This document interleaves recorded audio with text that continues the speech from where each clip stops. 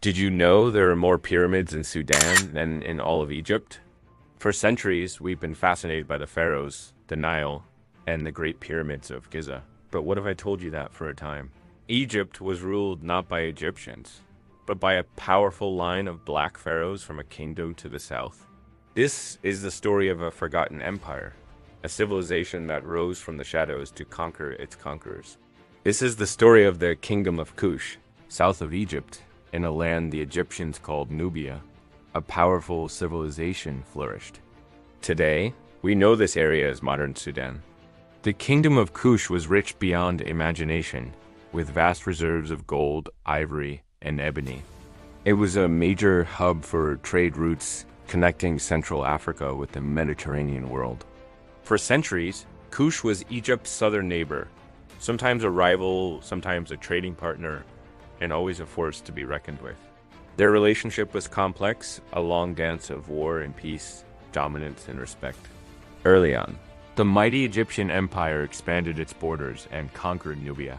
They built massive forts along the Nile, extracted its gold, and imposed their culture on the Kushite people. For about 500 years, Kush was under Egyptian rule. The Kushites adopted Egyptian gods, writing, and burial customs. From the outside, it looked like Kush had been completely absorbed. But beneath the surface, the Kushite identity remained strong, waiting for the right moment to reemerge. That moment came when the great Egyptian empire began to crumble from within. As Egypt's new kingdom weakened, torn apart by internal power struggles and foreign invasions, its grip on Nubia loosened. The Egyptian garrisons withdrew, and Kush seized its chance. It wasn't just about independence, it was about transformation. The Kushites, now free, established a new capital at Napata. They had learned much from their former rulers about statecraft, religion, and military organization. They took these lessons and forged them into a new, powerful Kushite kingdom, stronger and more unified than ever before. They were no longer the subjects of Egypt. They were its equals, and soon they would be its masters. By around 750 BCE, Egypt was in chaos. It had splintered into several small competing kingdoms ruled by local warlords. Seeing the land of his ancestors in disarray, the Kushite king Pi saw it as his divine mission to intervene. He believed the Egyptian gods had chosen him to restore order and tradition. Leading his powerful army north, Pi marched down the Nile. He wasn't just a conqueror. He saw himself as a liberator, a unifier. One by one, the Egyptian city-states fell or surrendered to his authority. Pi documented his campaign on a massive granite slab, known as the Victory Stele, declaring himself the true ruler of both Kush and Egypt, uniting the two lands under a single crown once again. Pi's conquest marked the beginning of a new, remarkable chapter in Egyptian history, the 25th dynasty, often called the Age of the Black Pharaohs. For nearly a century, a line of Kushite kings ruled over united Egypt. These pharaohs, including Shabaka, Shebeku, and the famous Taharka, didn't see themselves as foreign conquerors. They saw themselves as restorers of Egyptian tradition. They deeply admired Egyptian culture and religion, and they embarked on a massive building program. They repaired old temples, built new ones, and revived artistic styles from Egypt's glorious past. They brought stability and prosperity back to the Nile Valley, ruling as legitimate pharaohs in the eyes of the Egyptian people. How did a kingdom from Nubia manage to conquer the mighty Egypt?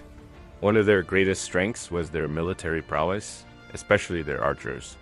The Kushites were so renowned for their skill with the bow and arrow that ancient texts often referred to Nubia as Teseti, which means the land of the bow. These bowmen of Africa were the elite soldiers of the Kushite army, feared throughout the ancient world. Their skill was legendary, giving Kush a decisive edge in battle. This military might not only allow them to conquer Egypt, but also to stand up to other great powers of the age, including the fearsome Assyrian Empire. The rule of the 25th dynasty was a fascinating blend of two distinct cultures. The Kushite pharaohs embraced their role as Egyptian rulers wholeheartedly.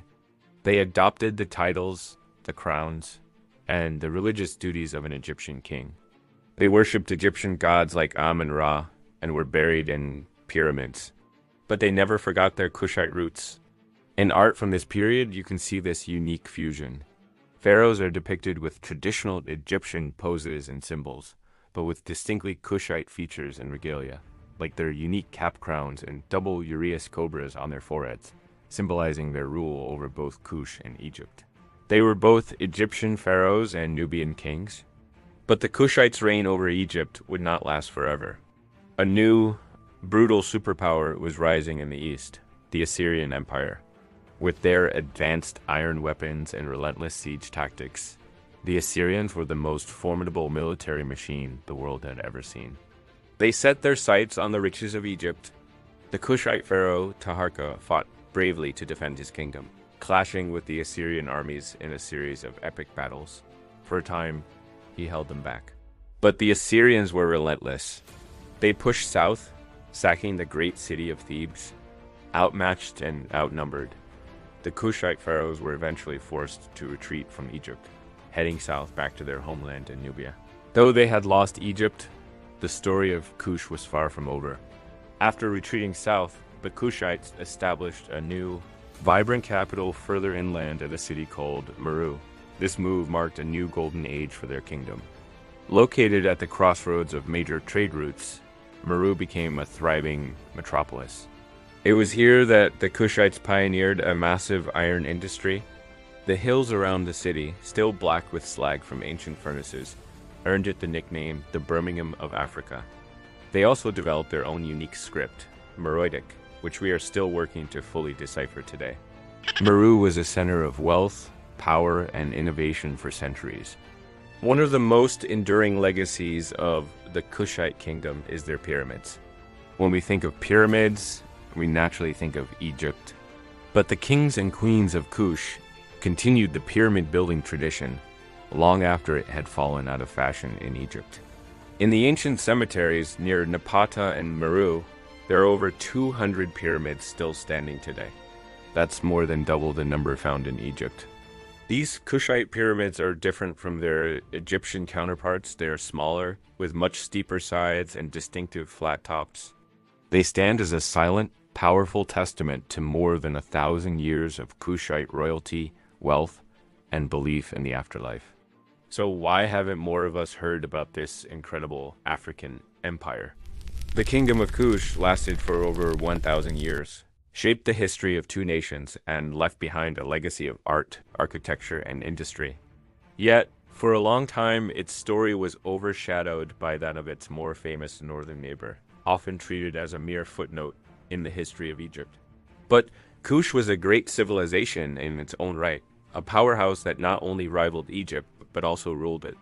It's a crucial part of African history and world history, a powerful reminder that there are still so many incredible stories from the ancient world waiting to be rediscovered.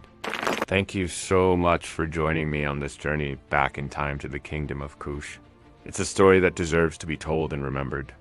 If you enjoyed this video and want to explore more forgotten histories, please hit that like button, subscribe to the channel, and ring the bell so you don't miss our next adventure. Let me know in the comments what other lost civilizations you'd like to see covered. Thanks for watching, and I'll see you in the next one.